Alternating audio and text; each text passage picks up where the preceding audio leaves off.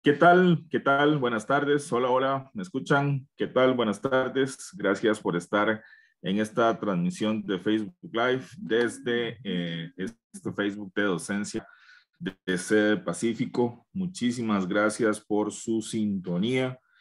Para mí es un placer y un honor poder compartir con ustedes conocimientos, experiencias, intercambiar ideas que justamente nos permitan crecer como personas, crecer como profesionales y crecer como estudiantes.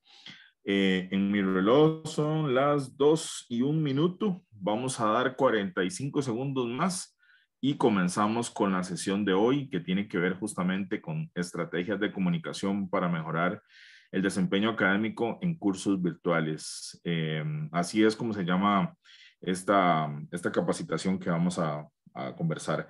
Les agradecería, por favor, que a la gente que está viendo la transmisión, que reporte su sintonía, que nos diga de dónde nos está escuchando y que por favor pues vaya comentando sobre las diferentes diapositivas y los diferentes conceptos y criterios que vayamos a revisar.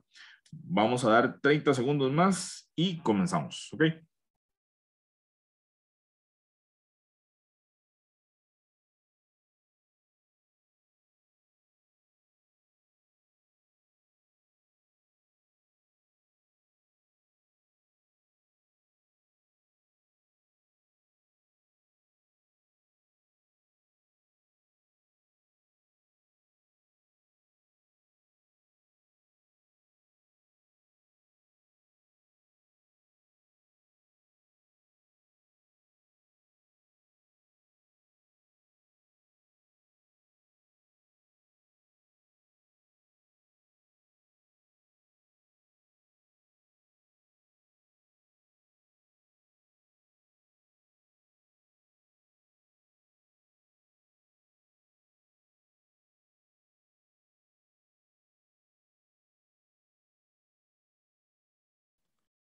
30 segundos consumidos, efectivamente. Entonces, iniciamos con esta presentación que tenemos para hoy.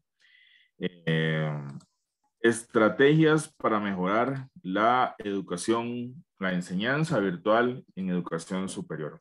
Ese es el tema que vamos a compartir hoy y bueno, espero que sea de su agrado y que por supuesto participe con nosotros en este Facebook Live.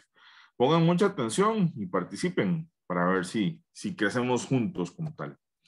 Bueno, como les dije la vez anterior, siempre trabajo con una agenda. Esa agenda tiene los 3 o 4 temas importantes que vamos a revisar en la sesión como tal.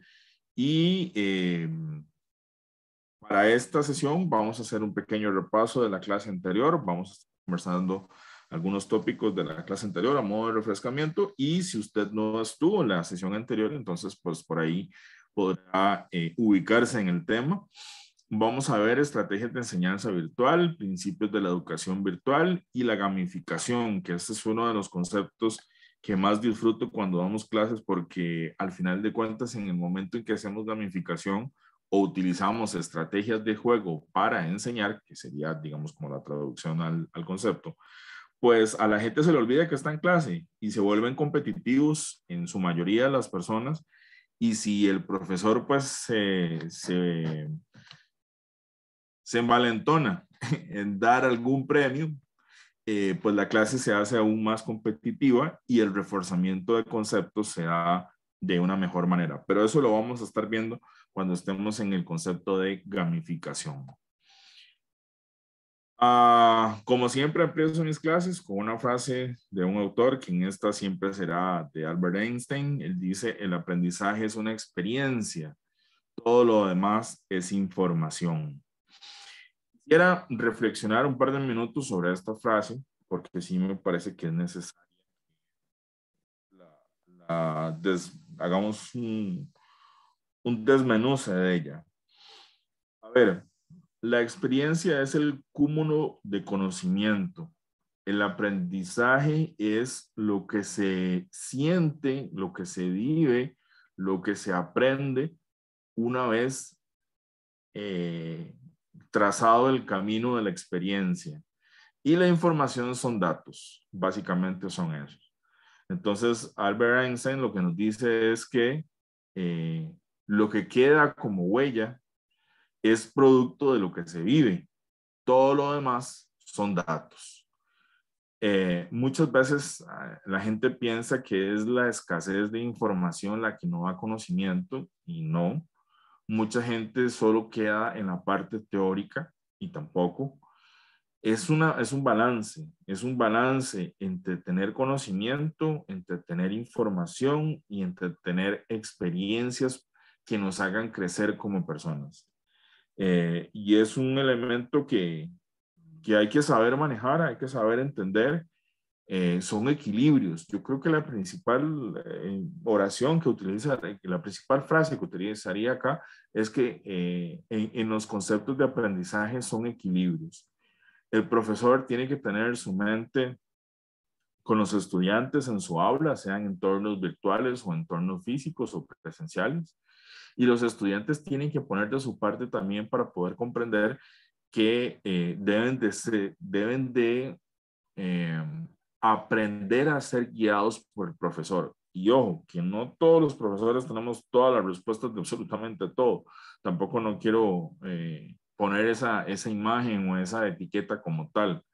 Lo que pasa es que el aprendizaje debe tener una mezcla de teoría con una mezcla de práctica y en el centro de ambas está el camino que está recorriendo el estudiante. Y ese camino puede tener valles, puede tener montañas, puede tener ríos, puede tener mares y solo el estudiante sabe qué es lo que está sucediendo en ese momento en que está transitando ese camino.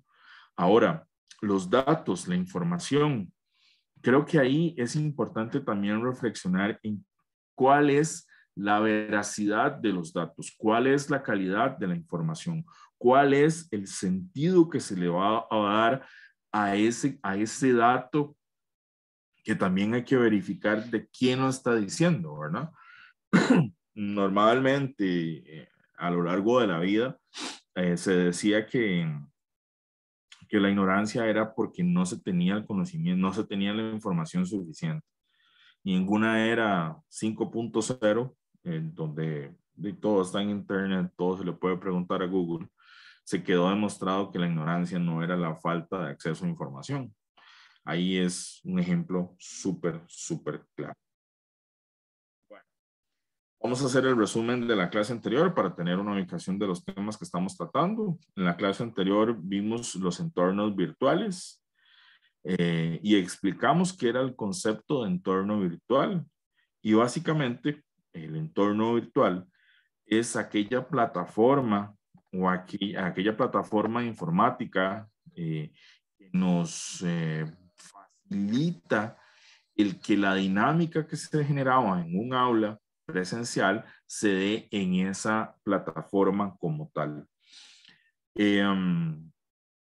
Todas las universidades alrededor del mundo pueden escoger cuáles son sus plataformas virtuales, cuáles son sus entornos virtuales. Y eso no significa que unas sean mejores que otras. Eso significa que en una reflexión interna, cada universidad puede decidir cuáles son las que se ajustan más a su realidad. El entorno virtual debería propiciar la relación estudiante-profesor, profesor-estudiante. Pero para poder generar esa relación debe darse una reeducación en el manejo y uso de ese entorno virtual. El entorno virtual, más allá de ser un reposario de información, debería generar esa dinámica de clase que es tan exquisita cuando se está en la presencialidad, o al menos uno intenta que se dé de manera exquisita. La interacción física permitía en tiempo real, en tiempo presencial, perdón, poder generar dinámicas de aprendizaje. Digamos, si se quiere ver de esta manera, la ventaja que brindan los entornos virtuales es que cada estudiante puede acceder a ellos en tiempo y forma que le sea más conveniente. Eso abre un mundo de posibilidades donde los estudiantes Un grupo puede hacer las tareas en la mañana y subirlas en la mañana. Otro grupo puede hacerlas en la tarde y subirlas en la tarde. Otro en la noche y otro en la madrugada, porque también existimos algunos que somos noctámbulos y perfectamente a nivel académico rendimos cuando hay silencio y hay frío, que es lo que me pasa a mí. Entonces, esos entornos virtuales, antes de acceder a ellos, antes de usarlos como tal, antes de utilizarlos de manera frecuente, debe existir un proceso de sensibilización, de educación, de capacitación en cómo usarlos. Y bueno, ya el uso que se le dé posterior a esa sensibilización dependerá de cada estudiante y cada profesor dentro de los tiempos y momentos que se estén dando. Vamos a ver si tenemos comentarios en la transmisión.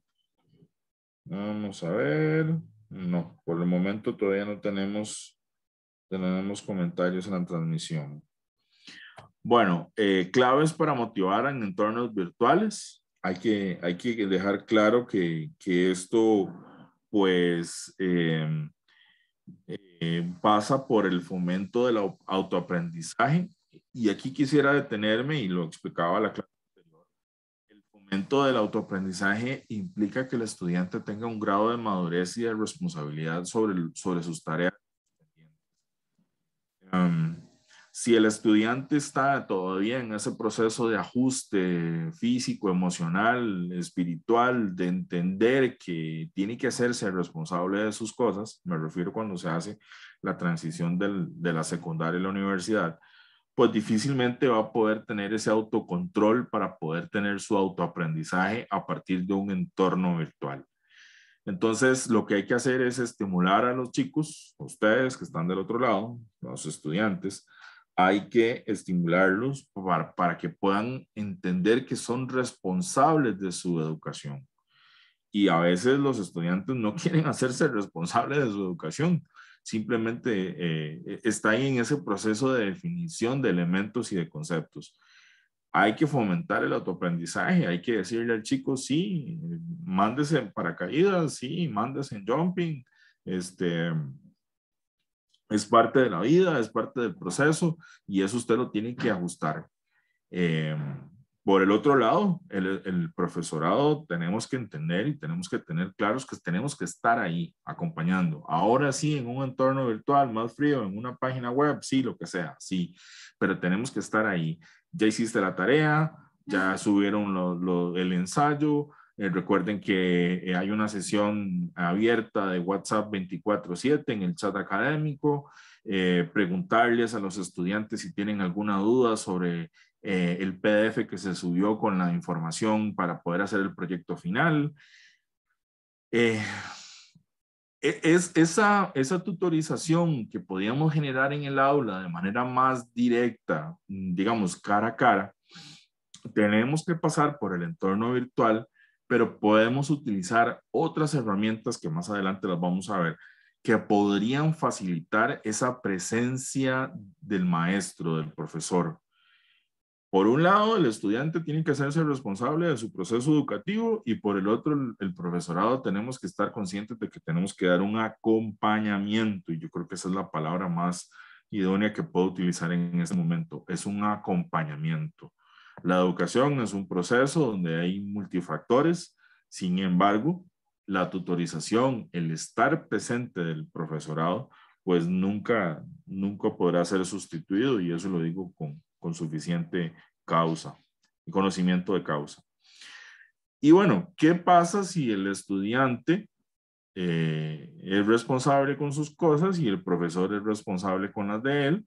Pues lo que se genera es una relación estudiante-profesor donde hay una relación interpersonal, donde realmente se da ese acompañamiento, que es a final de cuentas lo que se busca. Otra clave para motivar los entornos virtuales es la innovación continua, es estarlos mejorando los entornos virtuales, es estar escuchando a los profesores y a los estudiantes cuando tienen algún tipo de observación o comentario constructivo sobre el rendimiento de las diferentes plataformas, y eso se vuelve elemental, eso se vuelve importante, porque desde ahí, en esa innovación continua, pues se puede mejorar el proceso educativo.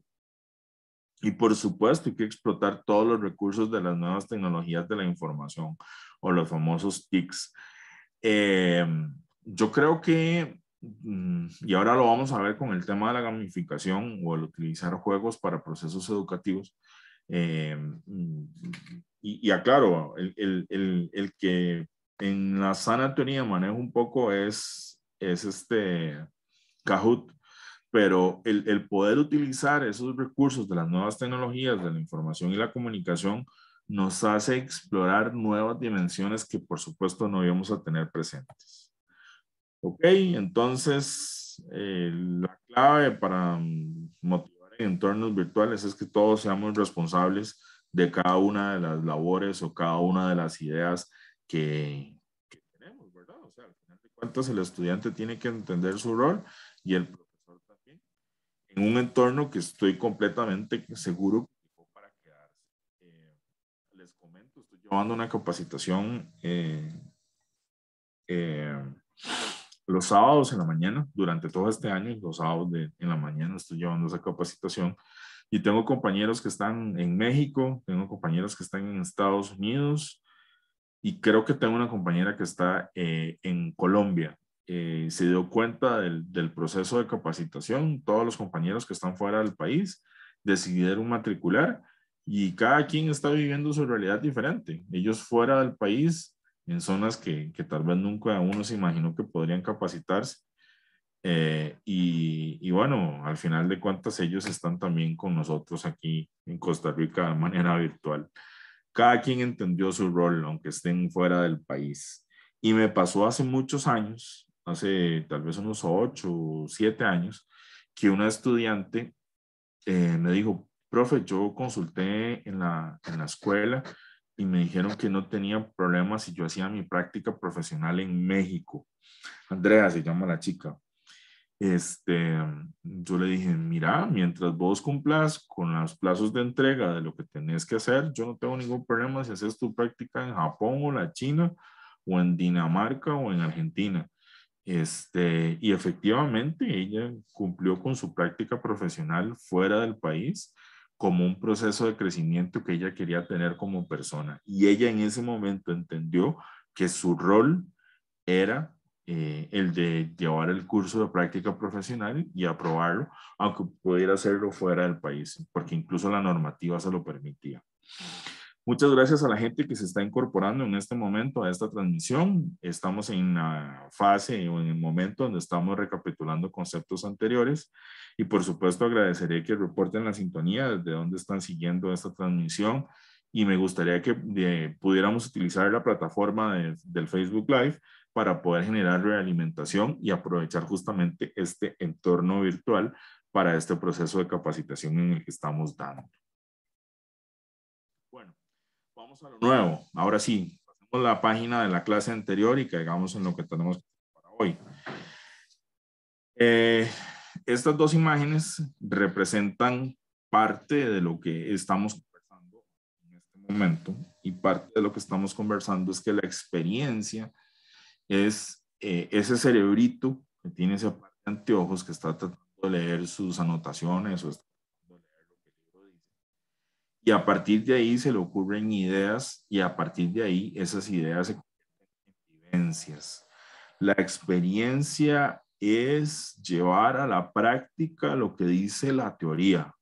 La experiencia representa el poder tomar decisiones en caliente cuando se está resolviendo una situación o se está enfrentando una situación que perfectamente la podemos haber tenido dominada desde la teoría, pero que la teoría, hasta que no se aplica, pues no es deja de ser teoría, ¿verdad?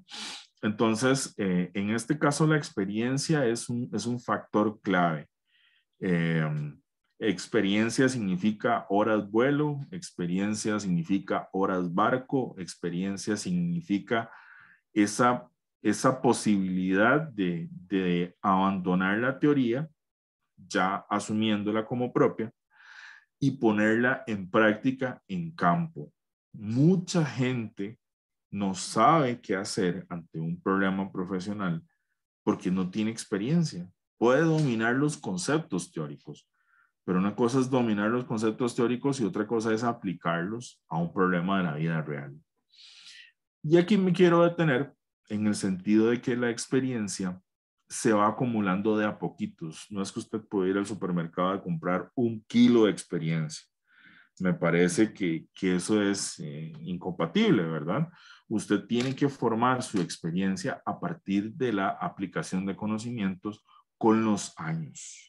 Juan José Piñar, buenas tardes. Atento desde las parcelas El Roble de Punta Arenas. Gracias, mi estimado Juan José.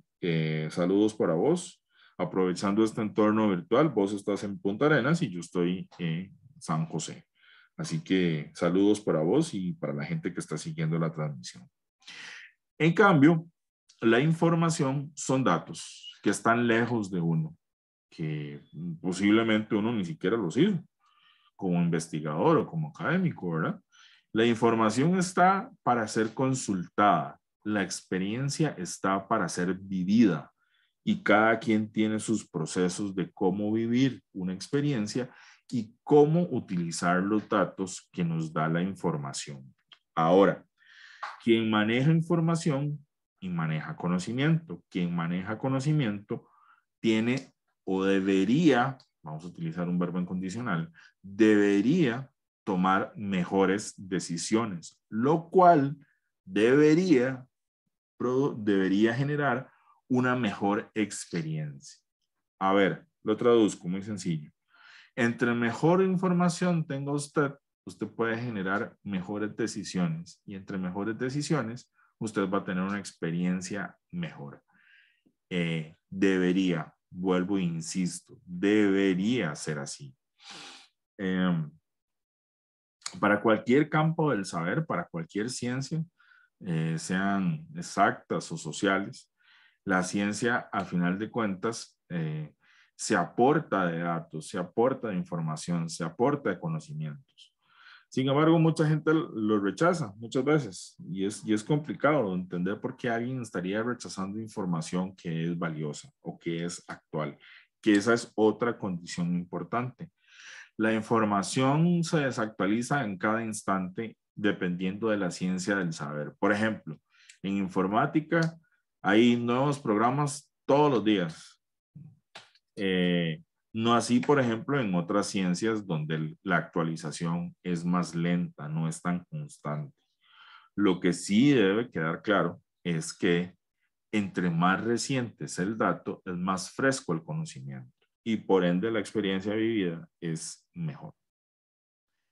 A ver, ¿cómo hacemos para generar una calidad de enseñanza virtual? Vamos a tenernos un buen rato en esta diapositiva. El uso de blogs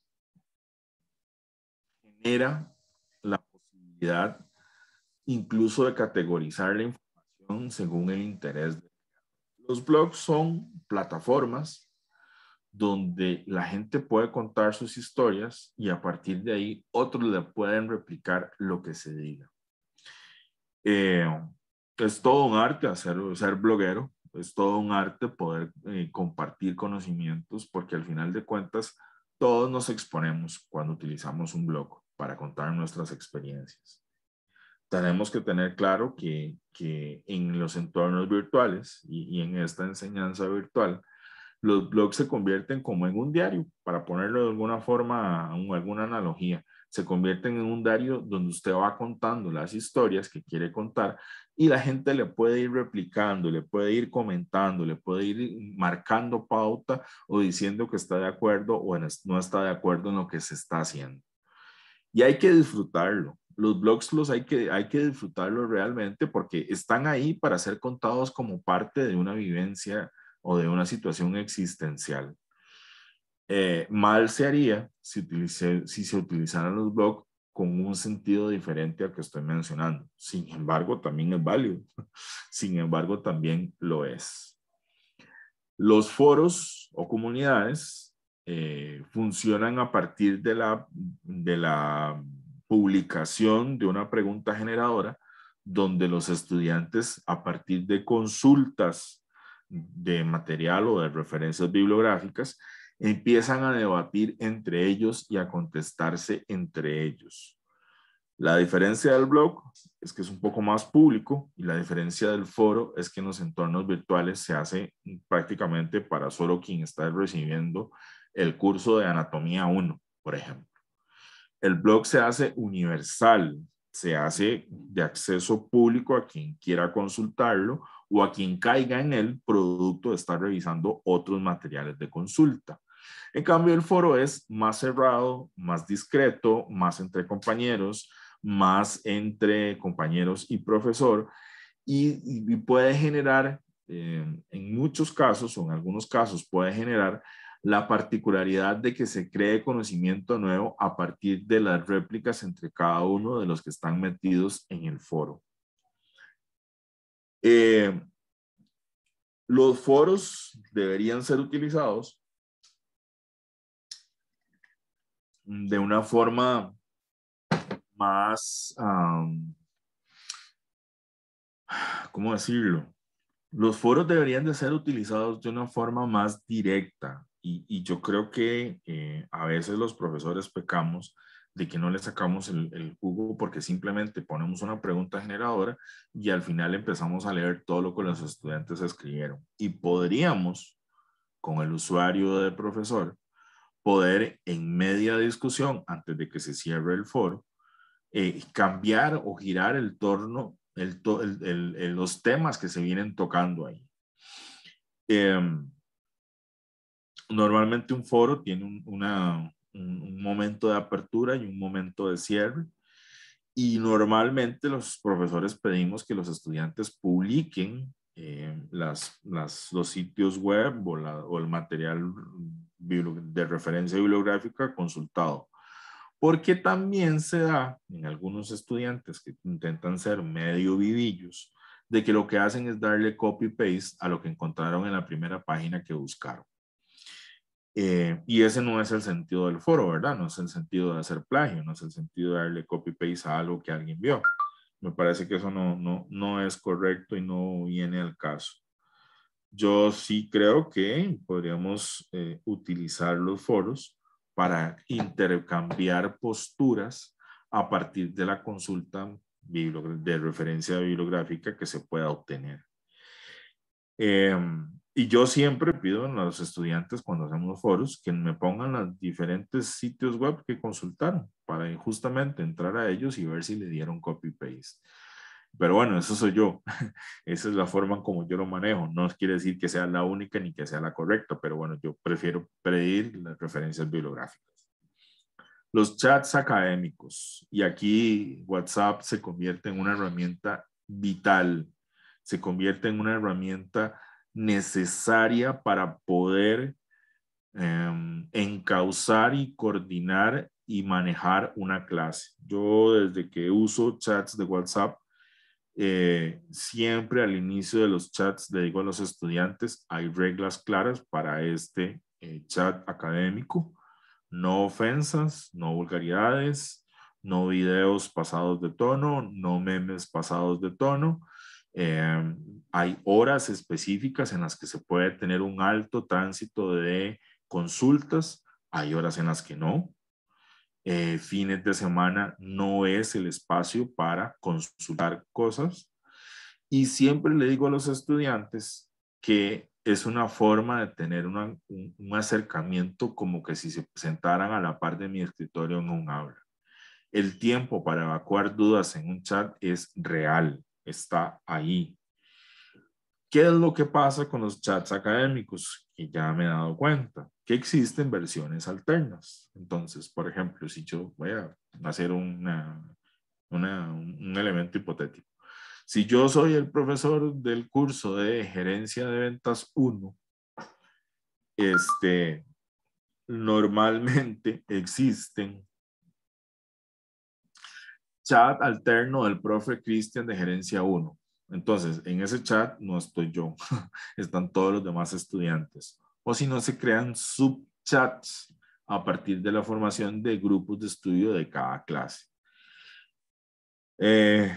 Debería entenderse que no se tiene que caer en el descontrol de crear chat solo para salir del paso porque no se quiere exponer de manera pública. Incluso cuando estoy en exámenes, yo siempre le digo a los estudiantes, chicos, el examen, por ejemplo, en X universidad, se utiliza Moodle como plataforma o entorno virtual. Entonces yo les digo, chicos, bueno, vamos a ver.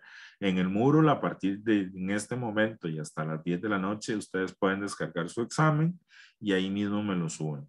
Pero si tienen preguntas, no me escriban de manera individual, escríbanme de manera grupal para que todos en el chat se enteren de cuál es la pregunta de Pedrito. Y lo hago en esa forma porque tal vez Pedrito, si me escribe de manera privada, puede sacar algún beneficio, algún provecho que ahorita no se me ocurre cuál, haciéndome la pregunta individual. Y en eso yo trato de ser muy transparente con los chats académicos. Son de uso o fin académico. Los chats académicos nunca podrían funcionar para otra cosa que no sea ese fin.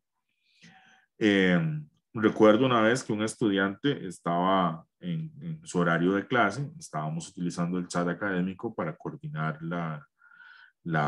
el ingreso a la plataforma de Zoom y el muchacho empezó a escribir cosas que no tenían coherencia con el chat y lo que resulta es que en un momento determinado él se peleó con la novia y la discusión que se tenía con la novia, sin querer queriendo, como diría el chavo, se la pasó al chat académico. Entonces ahí nos dimos cuenta que de toda su vida personal, ¿verdad? En 4 o 5 mensajes que mandó de forma errónea. Creo que el uso de chats académicos nos viene a generar una interrelación en tiempo real, instantánea, constante. Sin embargo, su sobreabuso o su sobreexposición podría generarnos otros problemas alternos. El respeto y la coordinación que los estudiantes tienen que tener con el profesor en un chat académico debería ser el mismo, o más bien aquí no voy a utilizar el verbo condicional, aquí sí lo voy a utilizar en tiempo presente, debe ser el mismo que se tendría en una clase. Yo los utilizo de esa manera y me parece que es una forma en la que podemos trabajarlos.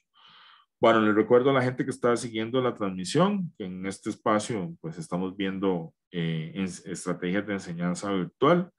Los que tengan preguntas o comentarios o experiencias justamente que quieran compartir en la plataforma de Facebook Live, lo pueden hacer y yo con mucho gusto los estaré leyendo para que ustedes puedan generar interacción. Eso es lo que ando buscando en este momento, más allá de hacer la presentación. Otra estrategia de enseñanza virtual es evidentemente el abuso que se le pueda o el uso que se le pueda dar al correo electrónico institucional. Y aquí voy a hacer varias analogías para que me puedan entender. A veces yo siento que el correo institucional es como un ancla que me tira al mar y estoy obligado dentro del proceso formativo a utilizar solo el correo institucional como una forma de manera informal, vamos a ver, de una forma rígida, estructurada. Sin embargo, con el tiempo he entendido que debe ser así más bien. El correo es el lugar o el entorno virtual, son los lugares donde los estudiantes deben de entender que son las formas en las cuales pueden hacer consultas, pueden enviar trabajos, pueden responder los exámenes y demás. ¿Por qué no utilizar el correo personal? Bueno, porque es una invasión justamente a esa esfera íntima que tenemos los profesores y que no debería de estar de mano en mano. Para eso existe el correo institucional, para eso existen los correos de las diferentes universidades en sus diferentes plataformas. Sí, hay que tener claro que al igual que sería un pantallazo en un chat académico, al igual que sería un comentario en un foro, al igual que sería un comentario en un blog, los correos electrónicos tienen esa particularidad de que representan la institucionalidad en la que se está. Y a veces mucha gente se le olvida que los correos no son para enviar cadenas de lo cual de paso no estoy en contra, pero no son formas para enviar cadenas de oración o este tipo de cosas o compartir memes. Yo creo que ahí va de nuevo, representa la madurez con la que se utilicen estas estrategias que estamos revisando por parte del estudiante que tiene que asumir su rol y del profesor que tiene que. Y aquí les presento esta imagen que podría resumir un poco lo que estamos conversando. El manejo del tiempo y los recursos se convierten en factores de éxito o fracaso dentro del proceso educativo. Yo creo que esta imagen refleja que el estudiante en un momento determinado eh, tiene que saberse que está dentro de un proceso. Y los estudiantes a veces no quieren asumir esa responsabilidad o a veces se les abruma con responsabilidad, que también puede presentarse en estos casos. Esto es un proceso que toma tiempo, que toma experiencia, que toma datos, que toma información, que toma conocimiento y que en ese proceso como tal es un viaje que hay que disfrutar. Y ahora los entornos virtuales nos implican que la modalidad de estudio llegó para quedarse a nivel virtual. Los estudiantes, en cierta manera o en cierta forma, deben de, ¿cuál sería la palabra? Deben de, a ver si alguien me ayuda en la transmisión, ¿cuál palabra podríamos utilizar para esto? Los estudiantes deben de ponerse la camiseta, utilicemos esa frase, para comprender que están en ese proceso y que el profesor o los profesores somos parte de él. ¿Ok? Creo que esta imagen refleja mucho lo que venía explicando de esas posibilidades virtuales que existen para mejorar la calidad de la enseñanza, que no son las únicas, ¿verdad? Sin embargo, son herramientas que están ahí, que pueden potencializarse de una mejor manera y pueden funcionar como catalizadores de conocimiento y de experiencia. A ver, estamos a la mitad de la clase, ¿sí? Estamos a las y 35, eso quiere decir que estamos a la mitad de la clase. Yo quisiera que me dijeran qué están pensando, qué están sintiendo, qué están haciendo. Quiero leerlos. La gente que está conectada quiere leer qué es lo que están haciendo para poder comprender por dónde vamos. Eh,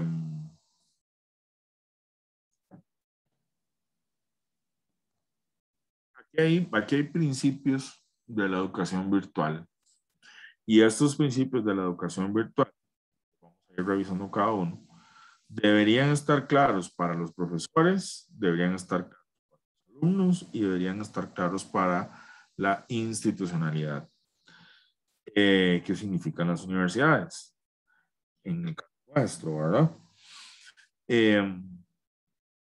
El facilitar el desarrollo de capacidades reflexivas decisorias, activas y productivas nos da, Crister, vos siempre tenés esa capacidad de hacer dos cosas, dice Crister Ureña. Estoy haciendo una pequeña instalación eléctrica mientras escucho la transmisión. Hey, qué bueno, gracias, Chris. Eso es una habilidad que da ahora justamente los entornos virtuales, que alguien pueda hacer un trabajo físico y estar poniendo atención a la clase. La personalización de la personalización dentro de los principios de la educación virtual es necesaria. Estaba leyendo un día de estos que en ciertas universidades están tomando el riesgo de inscribir hasta 350 estudiantes por curso. Bueno, eso abre todo un mundo de en qué momento el profesor va a revisar 350 exámenes de un solo curso, ¿verdad? Creo que la personalización es necesaria. Dice Juan José Piñera, Vamos a ver qué es lo que dice. Dice, los profesores se niegan a utilizar WhatsApp porque dicen que no es oficial o porque los alumnos pasan todo el día escribiendo. No consideran su autoridad para poner horarios. El correo oficial es desperdiciado y no observan los cambios que los obligarán a cambiar. Es necesario oficializar un foro en la U. Recuerden que yo hablo de manera general, ¿verdad? Yo no puedo, no debería y no puedo y no quiero hablar sobre conceptos en particularidad de la UCR.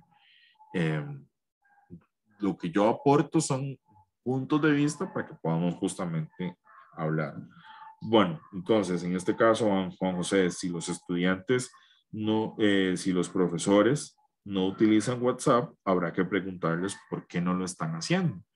Yo por WhatsApp, por ejemplo, les paso a mis estudiantes links que después en una clase sincrónica o asincrónica van a tener que utilizar.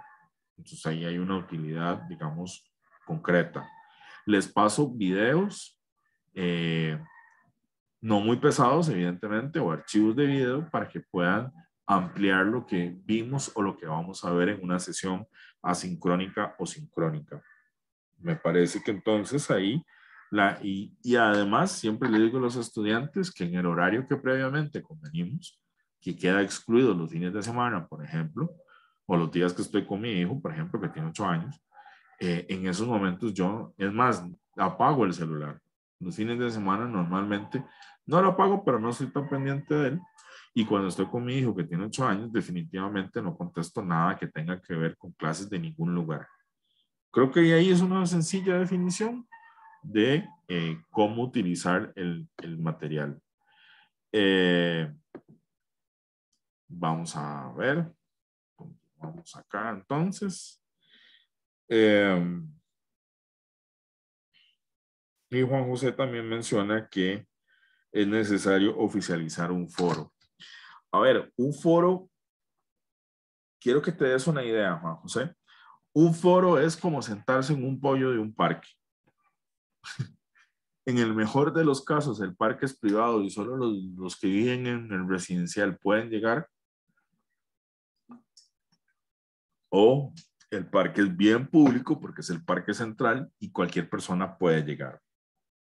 Oficializar un foro implica que se va a decir solo este funciona.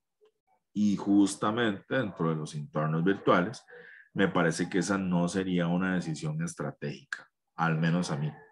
Habría que revisar cada caso en particular para ver si se convierte en esto. ¿Ok, Juan José? Gracias a Juan José y gracias a Kister por estar pendientes de la transmisión. Autonomía permite al estudiante la autogestión y el autocontrol de su aprendizaje.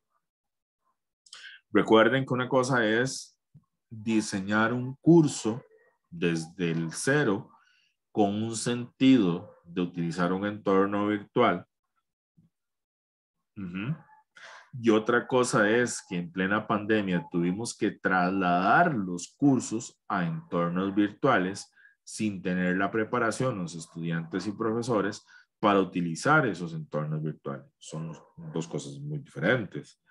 Pero en este caso, la autonomía significa que el estudiante puede hacer lo que tenga que hacer. ¿Okay? El tema de integralidad, perdón, consiste en que hay que combinar los espacios o los diferentes espacios que hay para que la persona pueda tener esa visión general de las cosas.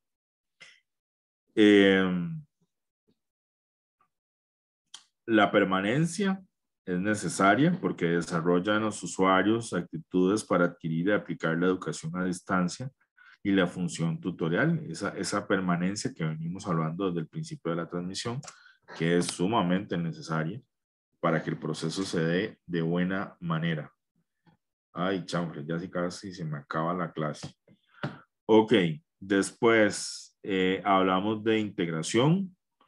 Es que los procesos de aprendizaje y los entornos virtuales sigan una coherencia. La diferencialidad respeta las características del estudiante en su ser y las valora también. Y por último está la flexibilidad, que se adecua a los intereses y necesidades de los estudiantes, como lo hemos venido repitiendo de otras formas. Y por último, la autoevaluación estimula el desarrollo de capacidades de forma personal. Retos de la enseñanza virtual. Muchos, sí. Ok. Retos de la enseñanza virtual. ¿Cómo mejorar la educación virtual? Es una pregunta que planteo yo. Y debemos decir que todos debemos educarnos en el uso racional de la tecnología como complemento del proceso educativo. Todos. Los profesores deben, la institucionalidad de las universidades debe entender que tienen que capacitar a los profesores para que estos saquen el mayor provecho de las y los entornos virtuales, de los entornos virtuales.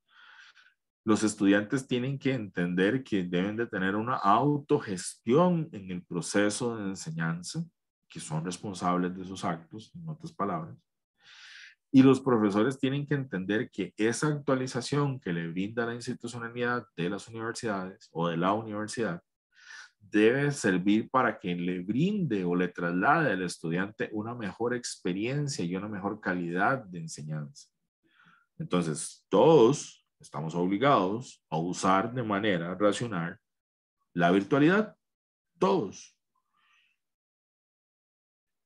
El tema es que nosotros caímos aquí por suerte, por golpe, por necesidad, por golpe de tambor.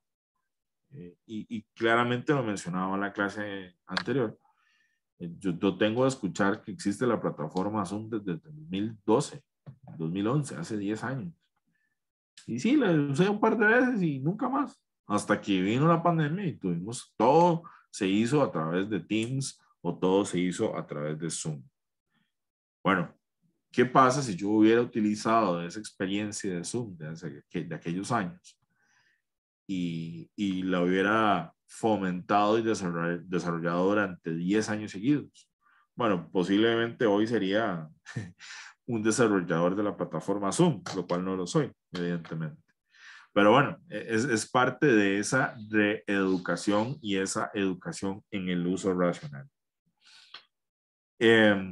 Definitivamente hay que crear entornos virtuales colaborativos. Es necesario, sí y solo sí, es necesario que los estudiantes tengan las mejores plataformas para poder tener contacto con sus profesores y que estos sean lo suficientemente capacitados para que puedan desarrollar todo el proceso educativo dentro de los entornos virtuales. Es necesario, es necesario, es necesario. Y por último, el tema que vamos a ver hoy, que es el tema de la gamificación como un proceso alterno. Y lo hablábamos al principio de la clase. La gamificación o el uso de juegos para poder potencializar la experiencia de aprendizaje y de conocimiento y de enseñanza no es nueva. ¿Cuántas veces utilizamos en una clase la estrategia de salir a jugar un juego al frente de la clase?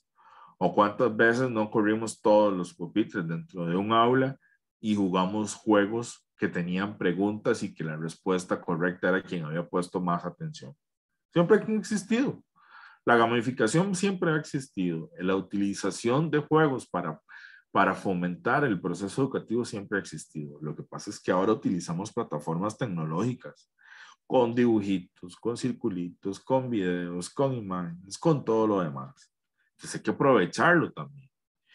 Y dentro del proceso de gamificación, yo quisiera explicar qué es el proceso de pensamiento de juego y sus mecanismos para atraer a los usuarios y hacerlo. La gamificación es un proceso en el cual utilizamos un juego para que el estudiante resuelva una situación. ¿Qué le da eso al estudiante? Experiencia. Sí, académica, institucionalizada, sí, pero se la da. Que no tendría si no utilizáramos la gamificación. Vean qué importante que es entonces este entorno, porque ahí ponemos a prueba al estudiante y ponemos a prueba al profesor para ver qué huevo va a usar, para ver qué tan claro quedaron los conceptos que utilizaron en la clase. Yo siempre le digo a mis estudiantes, ustedes van a ser gerentes en algún momento de la vida y ustedes no van a tener a su mamá a la par para que les resuelva el problema. Al contrario, van a tener un jefe o una jefa gruñón que les va a decir que les resuelva la situación en la que se está. Entonces, en el momento en que usamos gamificación, estamos acercando al estudiante a tomar decisiones para resolver un problema. ¿Qué tan clara quedó la materia para que pueda resolver el problema en una gamificación? Es básico del profesor. Pero ¿qué tanta atención puso el estudiante para resolver qué tanta atención puso el estudiante cuando se estaban viendo los conceptos teóricos? Dependerá mucho en el grado de éxito que tenga cuando vaya a resolver el problema de gamificación. De nuevo, siempre vamos a estar en un entorno constante de fluido donde el estudiante es su responsable y el profesor tiene que personalizar su tutoría como tal. El aprendizaje que fomenta es que genera motivación a los jugadores al ofrecer un reto. Sitúa a los jugadores en un contexto realista en que las acciones y las tareas pueden ser practicadas. Wow. Esto suena como casi bajado del cielo. Cualquiera que está viendo esta presentación diría, bueno, es que el profe está diciendo que la gamificación viene a resolver todo. No, no, no, no. Yo no estoy diciendo eso. Yo lo que estoy tratando de decir es que la gamificación se convierte en un proceso alterno necesario para el entorno virtual que se tenga dentro de una clase y que aporta elementos diferentes, sí. Eso sí lo estoy diciendo. Krister dice, en las clases virtuales, cuando los profesores utilizan juegos de preguntas como Kahoot, las clases se vuelven súper interesantes. Kahoot, voy a adelantarme aquí. Aquí están 8 herramientas que pueden utilizar. Hay diferentes nombres. Classcraft, Beardig, Quizits y todas las que están ahí. Yo también, voy a ser sincero, la única que uso es Kahoot, porque fue la primera que me enseñaron. Sin embargo, Kristen, la clase donde se utiliza Kahoot efectivamente es de las que los estudiantes recuerdan más y usan más. ¡Wow! Entonces el concepto de gamificación sí tiene sentido, lo cual no es novedoso, sino su aplicación virtual sí lo es. Okay. Me devuelvo entonces, o más bien continúo en la un poco para enseñarle a Kristen que había más plataformas. ¿Cuál es el rol del estudiante? Descubrimiento, entrenamiento, andamiaje y hacia el dominio del juego. Y metacognición, que eso es importante. Por otro lado, tenemos que el profesor o el rol del profesor es el que diseña la dinámica del juego y contextualiza a los estudiantes la motivación para jugar y los tipos de juegos que se van a utilizar. Kahoot es una plataforma que yo podría utilizar todas las clases todo el tiempo. Por un tema de utilización de estos recursos no lo hago, pero Kahoot se convierte en una competencia entre los mismos estudiantes por quedar de primero. Imagínense que yo soy tan alcahueta como profe que en algún momento ha terminado usando Kahoot en presencialidad, rifaba chocolates. Y a veces rifaba 2 o 3 chocolates muy ricos. Entonces la gente decía, yo quiero. Y al rato ya era la hora del café cuando estábamos en ese momento de Kahoot. La gente se mataba por jugar y por querer quedar de primer lugar. Bueno, estamos hablando aquí de que la gamificación lo hace. Sí, está bien. Pero podríamos decir que es un recurso. Deberíamos los profes de buscar otros y los estudiantes deberían de aplicar los que nosotros busquemos como profes. Y me parece que es sumamente necesario. Vamos cerrando la clase. De nuevo, entonces, replico. Aquí hay otras herramientas, otros entornos que nos posibilitan el gamificar. Ahí están los nombres, los pueden buscar. pueden hacer un googleo de estas y pueden buscar la información. Me parece que en esos casos, cada experiencia dirá cuál es la mejor para el entorno y el contexto en el que los estudiantes están. Yo por el momento soy feliz con Kahoot. El hacer preguntas y que la gente interactúe me parece muy bien. Y más chido se vuelven los Kahoot cuando se hacen en formas, en clases sincrónicas. Yo empecé a utilizar Kahoot en presencialidad y era divertidísimo porque entonces la gente no se quería levantar porque quería seguir participando, porque quería ser de primer lugar. Ahora en virtualización completa, pues los estudiantes me participan mucho más cuando saben que la clase, al final de la clase hay Kahoot. Y bueno, estas son las referencias bibliográficas. Yo quisiera agradecer este espacio que hemos tenido para revisar estos temas. Gracias a Kristen y gracias a Juan José por participar de la clase de hoy. No sé si tendrán alguna pregunta adicional o tengan algún comentario adicional. Si no, entonces, muchísimas gracias a Docencia UCR Pacífico por su asistencia y su participación. Y ojalá que los contenidos que vemos en estas transmisiones les sirvan de mucho para su proceso de educación virtual en tiempos de pandemia. Sin más, entonces, que la pasen bien y muchas gracias y buenas tardes. Bueno, aquí dice Cris Oreña, un gusto a ustedes, las gracias. De momento no tengo ninguna duda. Perfecto, Cris. Nos vemos el próximo viernes a las 2 de la tarde con otro tema que tenemos que resolver de esta manera. Creo, y se me está antojando hacer un Kahoot para la última clase. ¿Qué les parece? Buenas tardes, que la pasen bien. Chao, gracias.